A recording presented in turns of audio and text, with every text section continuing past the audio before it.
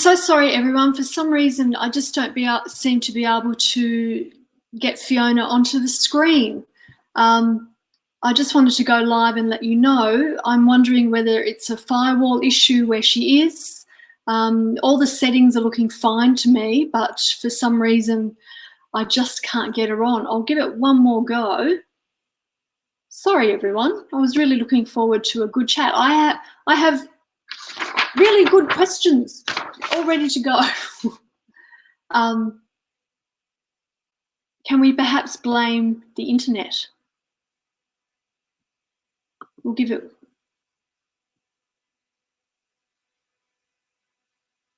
another go to invite her onto the screen.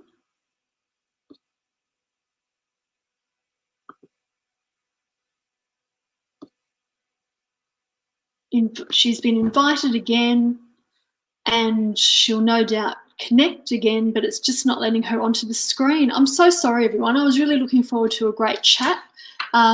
We obviously were going to talk about a range of things. Perhaps we'll try and regroup for next week, but we're clearly having a technical issue. I'm just not too sure what's going on.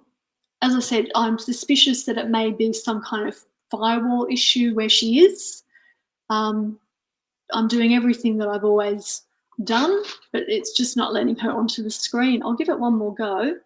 Thank you to everyone who's looking at us live, and I'm really sorry that you've just got me and not Fiona Patten from the Reason Party. Oh, accepted and connecting again, and it's just not working again. So I am wondering whether it's a paywall issue, or sorry, a firewall issue.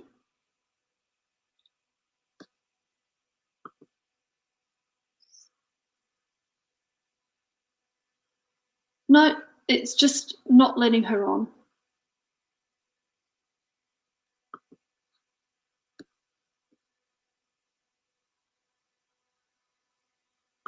Invite again. Yes, I want to let her onto the screen again. Hi, everyone. Thanks so much for joining live. Oh, Fiona says that she's trying. They can see and hear me.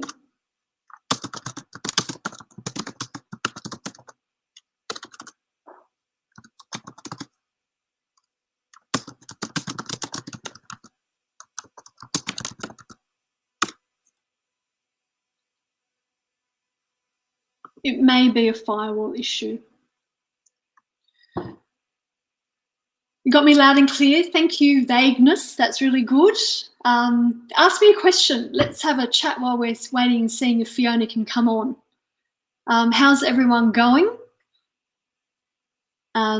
What's been happening? I went to the protest in front of New South Wales Parliament House yesterday.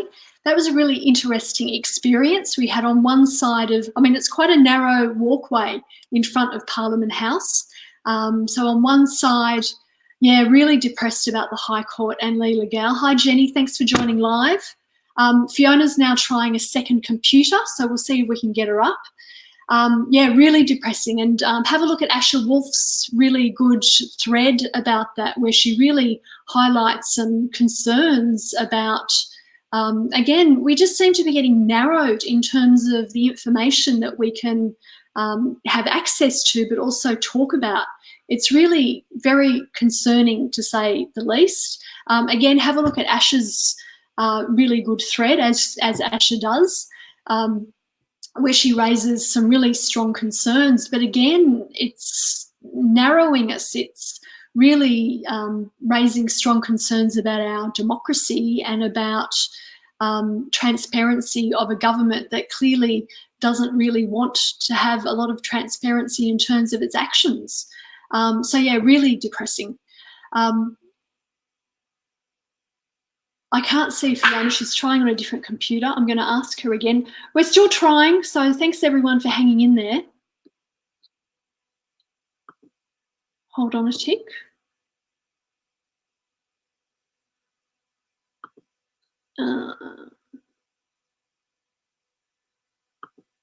Invite onto the screen.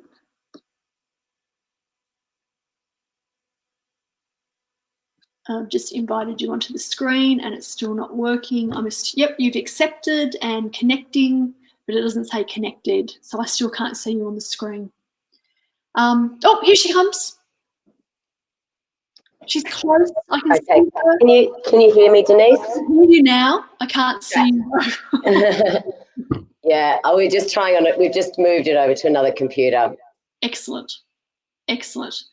I don't know if that helps. Oh, I've now lost you on the screen. I can still hear you.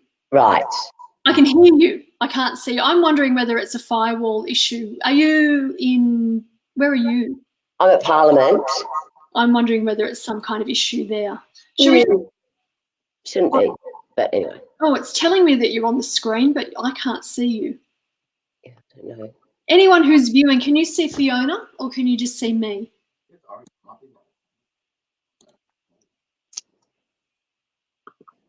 Sorry about all of this. Can hear Fiona, can't see her. Okay. All right. Should we just have a quick chat? Yeah, that'd be great, Denise. All right. We can see your avatar.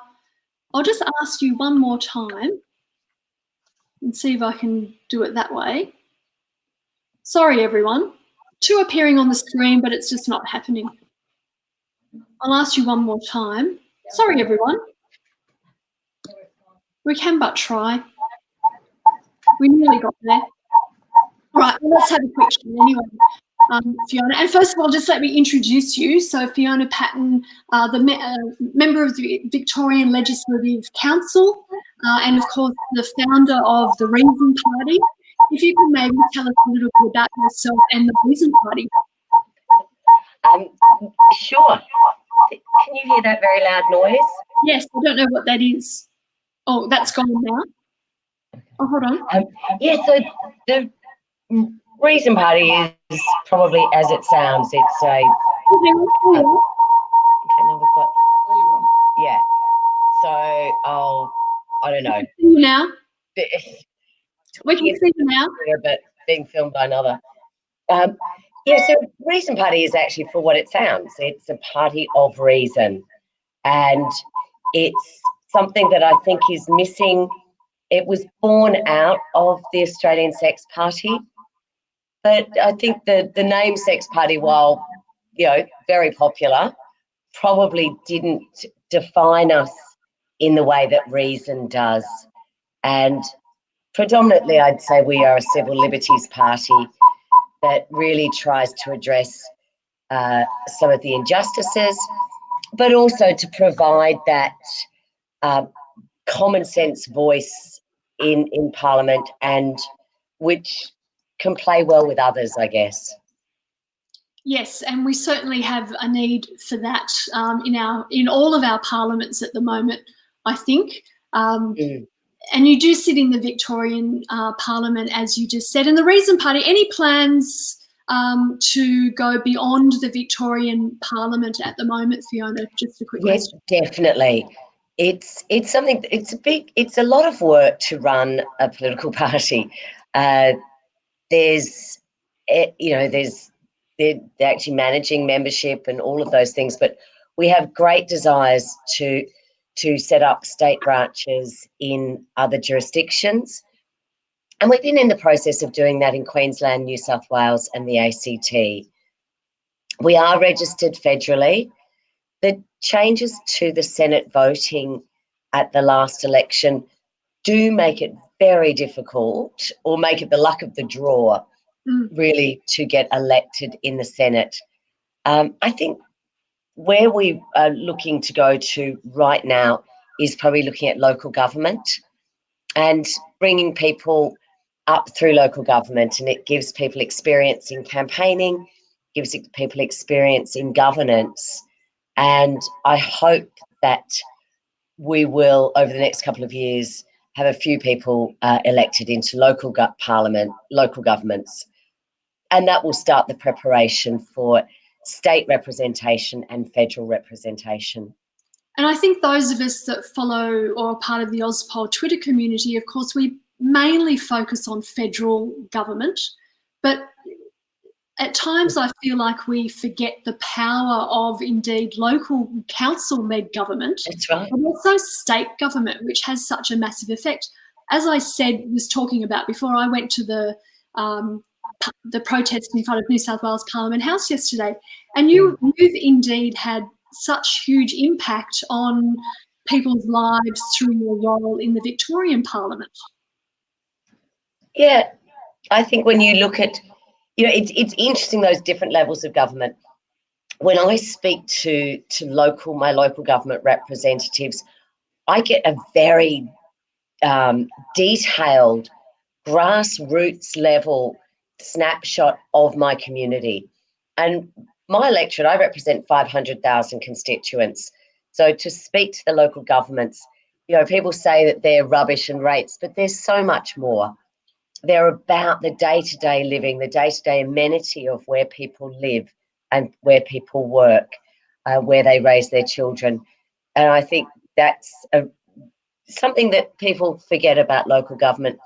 State government, as a federation, most of the power of laws that affect people's well-being, that affect people's justice, do occur at that state level.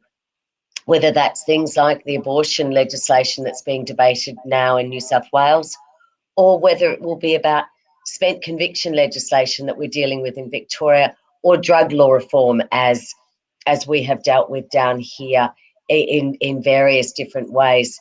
Most of those issues can only be affected at a state level. So you can really make an impact at that level. I think that that's exactly right. And again, I partly think we forget that when we're so focused on what's going on federally, not to discount what goes on federally, but you can really, of course, have that impact. As you said, health, education, drug law reform, which falls under that health sort of broader umbrella, I suppose. Tell us a little bit. Quite recently, of course, we also saw in Victoria the Dying with Dignity laws that went through. You were also very instrumental in setting up some of the safe injecting rooms in Victoria. Tell us about that process. And I'm really curious to know why we seem to have such difficulty going through some of that process. There seems to be such a huge debate. Again, I saw some of it yesterday when I was at the protest in South Parliament House. It's very inflamed. People are very emotional, and often, sadly, there's a lot of misinformation that's put into the debate. Yeah. And as they say, I mean, politics is personal, and particularly when you're looking at reproductive rights or things like voluntary assisted dying. I've always taken the approach, because I was a lobbyist before I was elected, and I've taken that kind of same approach to how we deal with campaigns. So you need to get your community on board. You need to get a core group together. You need to bring your arguments. You need to bring the public with you. And I think that was what we were able to do with assisted dying. So by referring it to a parliamentary committee, it gave the opportunity for the public to talk about this, to talk about the issue in a different way than if it had been a departmental inquiry or even a law reform commission inquiry. And we received over 1,000 submissions to that inquiry. I was very privileged to be on the committee. And those committees, it's the hidden work of parliaments around Australia and probably around the world, that those committees work in a very bipartisan way. In some ways, you put your party colours aside when you're working on those committees, and that really does enable a more fulsome conversation to occur. And we certainly saw that with the assisted dying debate. But, when I first got elected and said that was the first thing I wanted to change, I had a Premier Daniel Andrews said, under no circumstances was that going to happen on his watch. Of course, he changed his mind on that, and I greatly respect politicians who change their minds. I think for me, it's kind of an easy thing to do, but for people from the major parties, it's difficult to change their minds. It is really difficult. I kind of think of it as evolving views, because to me a view is not a static thing. And it should never be a static thing, because information changes, public sensibility changes, and so on. So, yeah, I really congratulate anyone also that has that change of heart, change of mind, or makes a different view based on different evidence that might come in. And community views also change and evolve. So it's up to politicians to really keep up with that as well. We, of course, see what happens when politicians become very static in their views. Yep. And I think that's partly what we're seeing happen around the country at the moment, with a lot of friction and a lot of protest. Yes. I think I agree with you, and I do think that there is great concern when we're seeing journalists being raided, when we're seeing, I think, whistleblowers not being protected. We're seeing trust in our government, trust in our institutions at an all-time low, and this should be the time that governments are turning around and trying to gain our trust. And I don't feel like they're doing that at a federal level in particular. I think, maybe at state and local levels, we're hopefully seeing greater dialogue with the community, which leads to greater respect, understanding and trust of the decisions that local governments or state governments make. When governments are just speaking at you, as we're seeing, I think, at the moment, that does lead to very different and unsatisfactory outcomes for our community. That is exactly right. And that's something I wanted to touch base with you on. I know for a lot of us in the Ozpol Twitter community, there's not a lot that makes sense at the moment, Fiona, to say the least, particularly at our federal level. Again, we're seeing protests, we're seeing legislation being acted upon and put through. There is no basis whatsoever in evidence. We're seeing views that are being expressed, we're seeing division, we're seeing wedges.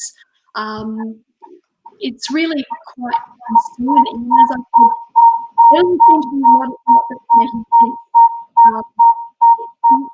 What are your views on sort of that landscape that we find ourselves in at the moment? And then, of course, you see what's going on overseas, and that's even more. That's an even more concerning layer on top of what we're seeing here. Yeah, I think in some of the bigger pictures, I do think it is the lack of the two-way conversation, and we in the 21st century, I think we expect to be part of the conversation, to be part of the decision making, and I feel that that is not the experience of Australians currently. Certainly we all vote, and sometimes we're surprised by the outcome, but I think now in the 21st century we actually expect greater communication with our politicians, and just seeing, I think, looking at the Crown issue as an example right now, to see both sides of Parliament, both sides of the Parliament weasel their way out of asking hard questions of the monolith, gambling monolith that seems to be completely immune to state or federal legislation, being allowed to do that without question, and our politicians going, no, they're right, nothing to see here, where all of us say, even if that is the case, it does not pass the pub test, that people are, putting through tens of millions of dollars through a casino, where laws that apply outside that casino don't apply in the casino, whether that's state or federal legislation. This is when our politicians should be getting up and saying, yes, we want these questions answered. We want this investigation done. We do want to get to the bottom of it, not actually running and hiding behind toothless regulatory bodies, be that the Victorian gambling regulatory bodies or the whatever the federal investigation that can't really investigate body is. That is exactly right. I mean, when you say that, we want that two-way conversation, straight away that came into my head that Scott Morrison actually wants quiet Australians. So yeah, that's right. he doesn't want that two-way conversation. I mean, when I say quiet, well, he's not going to like us, Denise, is he? No, and we know that he certainly doesn't like the Ozpol Twitter community. Whereas my view is that the Ozpol Twitter community is exactly the kind of citizen that you want, because we're engaged and we're very interested and we want a strong, robust democracy. Yeah. And we're participating in the political process in whatever way we possibly can. But instead we're often called trolls, and quiet Australians, straight away in my mind, that means suppressed Australians and Australians that don't question. Yes. I'm very concerned. And you bring up the Crown situation, a perfect example of where we need, how political parties are funded comes into that. Also, of course, the federal ICAC. I know a lot of us were very concerned about Albo or Anthony Albanese in Insiders last weekend, saying he's not seen any sign of corruption that has been acted upon. I mean, we gave him a list, and it is a long list. Yeah. No, it's even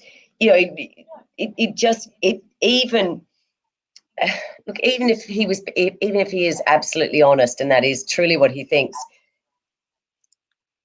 to suggest that we don't need a federal investigatory body with real teeth and with real powers is crazy.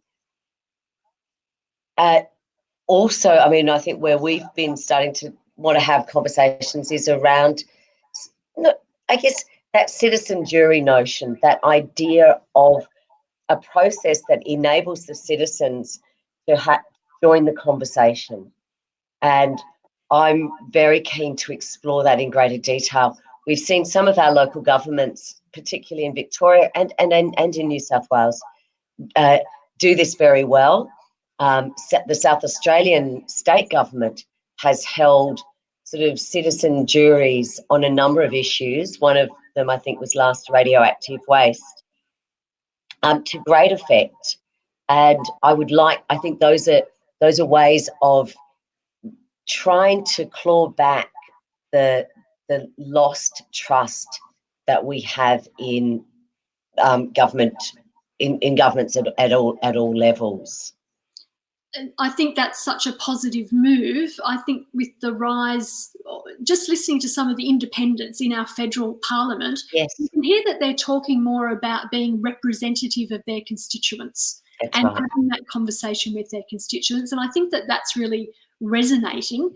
And indeed, parties like yours, I think there is a gap for parties like yours that are having that more, as you said, that more two-way conversation. Yeah. And indeed, that's how democracy began. It didn't begin as a two-party system. Yeah. It began as a representative that went to a central point to represent the views and the needs of its local community. And somewhere along the line, it's got morphed into where we are now, which is clearly not working very well. So, there wouldn't be having worked around parliaments since the 90s, the number of times I have seen MPs from major parties have to get up on their feet and say something that they absolutely do not believe and are morally and personally opposed to. I saw it most recently on the gambling debate, where we know the damage that is done in some of our low socioeconomic areas by poker machines, and yet representatives from those areas got up and said there's nothing wrong with these poker machines, there's nothing wrong with the expansion of them, people can gamble responsibly, there's no need for greater control. And you could see them looking at their feet, you could see them mumbling the words, but they toe the party line. And I think if we could see maybe greater freedom for party members and party MPs to actually reflect and respect and represent the views of their constituency, not the views of the party. I think it would be a way of generating greater trust and respect to the parliamentary process. And of course, legislation that is not only reflecting evidence. I mean, how hard does that sound? But we just don't seem to be able to get there. And community need. Again, we just don't seem to be able to get there. And you can start to see it in the community: infrastructure not working, congestion, schools needing more funding, school buildings not falling apart, but not being up to scratch. Yeah. You can see that it's just not working. Homelessness is something that I saw a tweet about, and indeed I had an experience in the city yesterday where I saw a elderly homeless woman, and was so concerned that I actually appealed to about 50 people who were around me, saying, please, have you got some coins? Please give this woman some money, show some compassion. One person responded. I was really quite sort of taken aback by that. But again, being politically informed, you know that that woman is standing on that corner asking for money because of policy failure. Yeah. Absolutely. I mean, we're dealing with a range of issues, whether that's drug law reform, whether that's criminal justice system, and then homelessness. And we kind of know that there are people in jail who don't get parole because they've got nowhere to live, so they can't be released. We've got people on remand who have no fixed address, can't be released. We have people being arrested for public drunkenness because they have nowhere private to drink. We have, people who are coming from traumatic backgrounds, who are escaping family violence, who are escaping sort of intergenerational trauma. And again, without secure housing, it is really hard to work on your mental health. It is really hard to not want that chemical vacation that heroin might give you. It is really hard to maintain education, to maintain work. And, we built, in the last budget, there was billions of dollars spent for 1,600 new prison beds and 54 rehabilitation beds. Yeah. That's just it's not what the community wants. It's not, yeah. Why do you think this happens? Is it donor-led policy making? Is it self-interest policy making? Is there a level of ideology on top of decision making that we're just not getting a politics that again is meeting the needs of the community? I think it's a little bit of everything. I think it's also simple politics that, the emotion of fear is a really easy one to generate, and it's an easy one to exploit. To also talk about changes and infrastructure changes that you are not going to, be able to cut the red ribbon on, that are not going to have full effect in our community for sometimes decades to come, that those are not popular because they don't win elections, or they fear they don't win elections. In fact, I actually think that's the type of brave policy and future thinking that the community wants from our politicians. We want them to be considering 30 years ahead, not 4 years. But if you are thinking 4 years, it's always shortcut legislation. It's always shortcut and shock politics. It's not steady as she goes. Let's make a plan for 20 years. Let's try and make a bipartisan plan. I think that, the partisan nature of our parliaments, the way that they're structured so that they are adversarial, that is not the way to get the best decisions. We all know that in business. We know that in every other way that we actually seek consensus. We seek to listen to other people's views and find a compromise or find a pathway. And the way our politics works today doesn't allow that. What you just described sounds like democracy to me, but again, we just Look, I think the crossbenchers are actually helping us in that. You know, the voices of Rebecca Sharkey, of Cathy McGowan, of Andrew Wilkie, Yep. you know, and on myself in my chamber of 40 people, 11 sit on a crossbench. 11 represent smaller parties, and I think that creates a much broader conversation about issues, and it provides the voices of a much broader range of people. Not all who I agree with, of course, but it provides, I think, a more democratic voice in our parliament. Tell us what's next for the Reason Party. First of all, I just want to say thanks so much for joining us. I'm sorry we had those tech problems at the beginning. Oh. We persisted, we got there. Tell us what's next for the Reason Party. And before we finish up, I also want to ask you, what can we all do?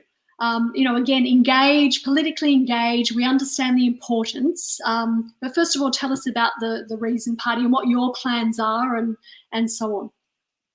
Look, I think engagement is a really important issue. I hope that parties like Reason can help people become more engaged with the parliamentary process, with politics, with representing their community and finding a voice.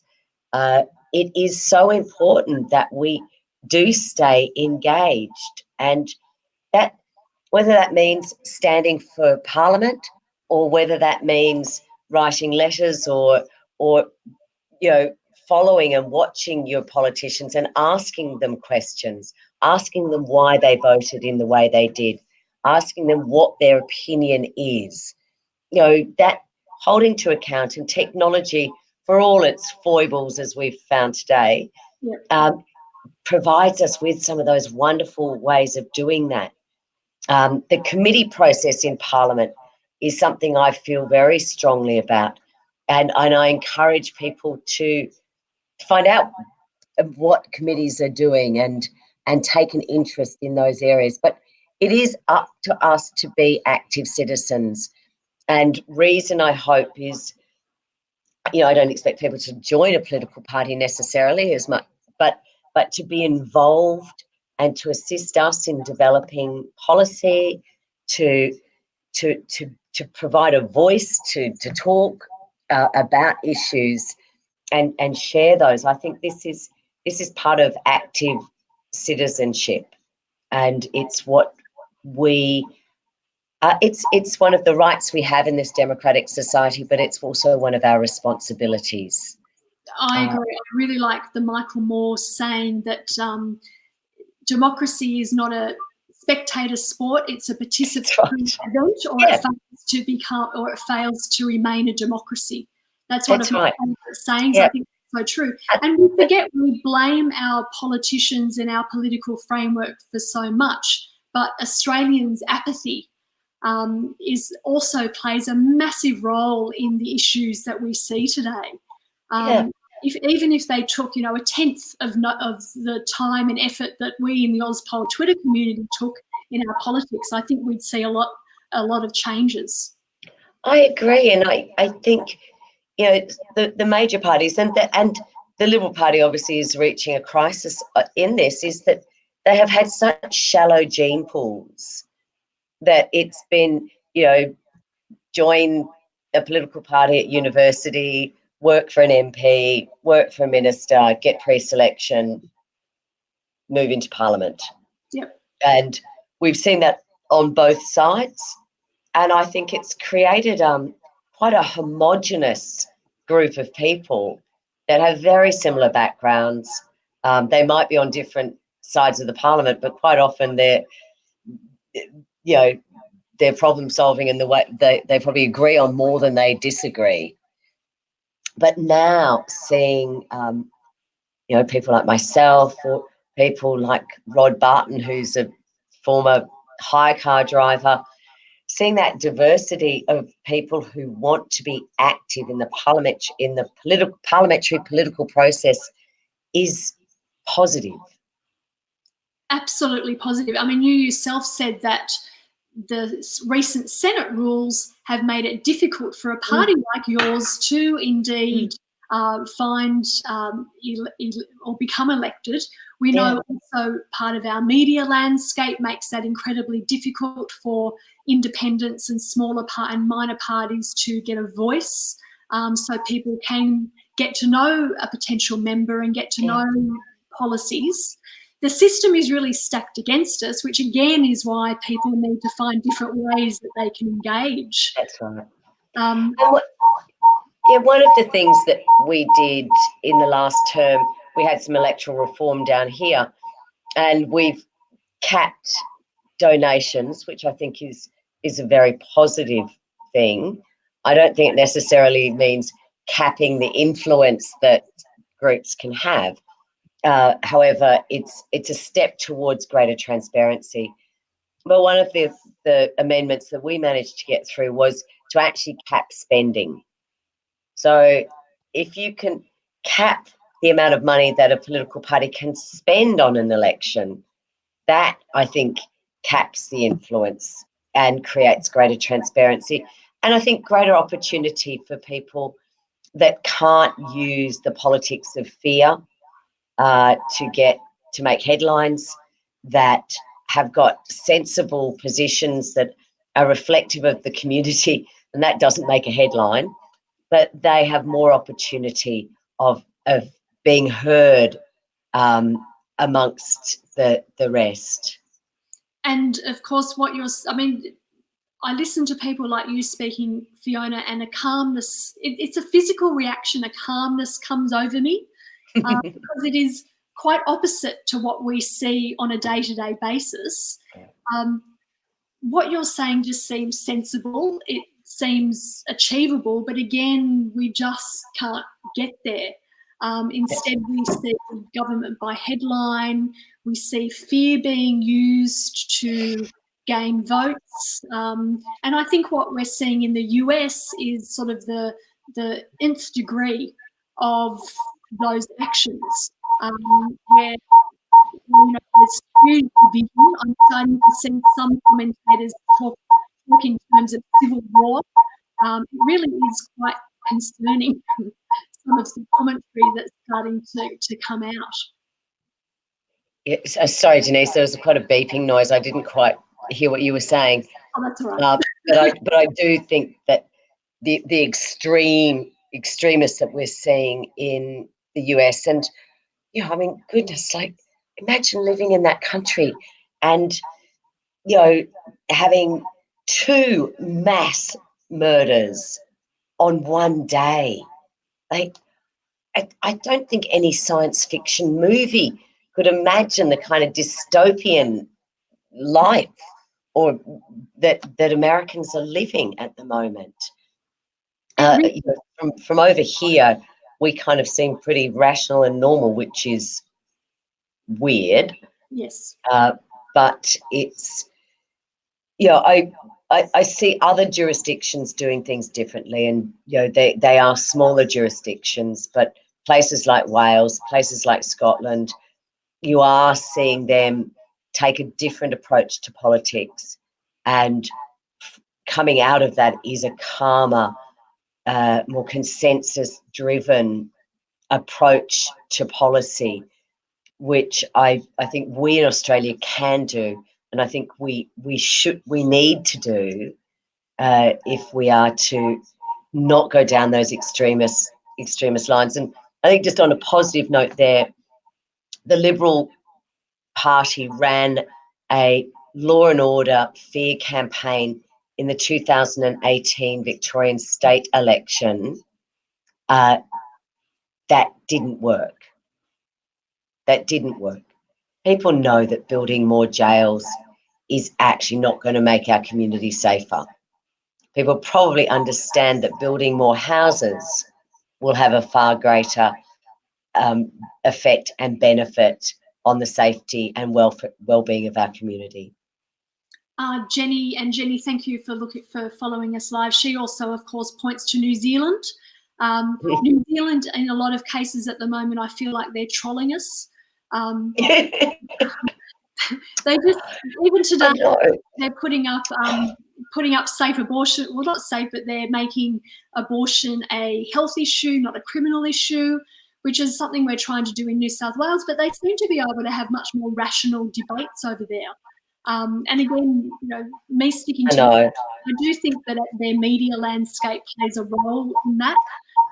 Look, they've certainly got the advantage of being a small country, and 4 million people is, I suppose, it's easier to try and reach a consensus with 4 million, but that's no excuse. We should be able to do better.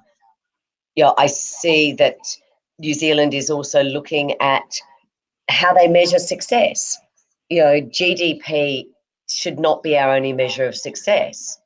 We should be looking at well-being in different ways, and New Zealand's going down that path. As I say, Scotland and Wales have also gone down that path. Like Canada is like good America. New Zealand is like good Australia. They just do things a bit better than us. They're a bit kinder, and that does not mean that they don't have problems, but they seem to be able to deal with them in a more consensus-driven way. I agree. I think we can all look to New Zealand as a good example. I love what you said. It's a good Australia. We've been going for about 40 minutes, so I should let you get on with your day. But just to finish up, if you can just give us an idea of something that we can all do. I suppose in some way we're looking for that glimpse of hope, but I also feel like the Ozpol Twitter community is looking. We want to get involved. We want to initiate that we can get involved. Opposed to in some way, we're looking for a glimpse of hope. Yes. Okay. I do. I do think joining political parties actually does help, and I think getting involved with parties at those grassroots levels, I think it does help. Asking questions, being respectful, but asking questions of your elected representatives, staying on their case, and we can do this in a very respectful way, which can achieve things. Most politicians are there for the right reasons. They want to do what's best for their community, for their country, and it's sometimes they don't quite know the path, the correct path. They think that the tabloid media gives them some direction, where in actual fact, a letter to an MP, a phone call to their office, with suggestions, bouquets, not just brickbats. I think if we could just, sometimes everything just seems so mean and vicious out there that you feel like politicians go into their bunkers, and that is the last place we want them. We want them out there in the public. We want them walking the streets. We want them hearing from us. We don't want, so if they're expecting everyone just to yell at them, then that's not going to give them much incentive to be out there. So I think the more that we can speak to our MPs in a reasonable way, when we can recognise when they do something well. And I think politicians rarely hear that. And I'm not just saying because I'm looking for compliments, but I do feel like everyone they're so defensive, and that means they can't be brave when they're sitting in that defensive mode. Yeah, I think that's good. Again, it's engaging. I mean, that's really engaging respectfully. I think is really key to it. can't think of too much good that's happening federally at the moment, but certainly if this New South Wales abortion law goes through, I think that that's something that we on the socially progressive side of politics. And I do know that there's quite a few Liberal Party members in New South Wales that are really behind it as well. Look, I think when we saw the assisted dying legislation being debated here, now, some of it was awful and vicious, but in all honesty, we saw some of the best speeches and contributions that have ever been made in the Victorian Parliament. And that was from people who supported the legislation and people who opposed it. They were thoughtful. They spoke literally from their heart. And I think what I'm hearing from some of the debate on the abortion legislation in New South Wales, we're getting some of that same quality. I was so pleased to see the Shooter, Fisher and Farmer MP supporting the legislation when traditionally we have seen that political party really take quite an extreme conservative position on most social issues. So that's really encouraging. A glimpse of hope. You gave us that glimpse of hope at the end, Fiona. That's very good. I want to thank everyone. Well, thank you, Fiona, so much. I'm sorry we had some techie type issues at the beginning, but we persisted. And thanks for getting involved in this, new platform. Congratulations on setting it up, Denise. This is very exciting. I'll watch with interest.